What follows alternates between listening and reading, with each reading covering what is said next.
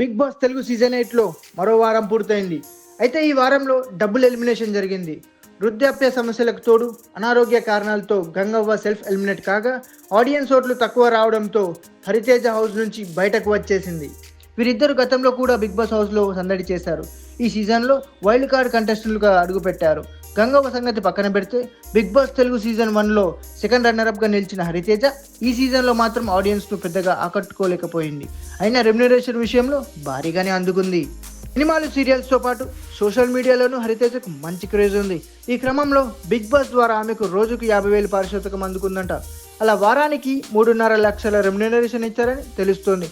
ఈ లెక్కన మొత్తం 5 వారాల పాటు ఉన్నందుకు హరితేజ 17 లక్షలకు పైగా రెమ్యునరేషన్ తీసుకుందని సమాచారం.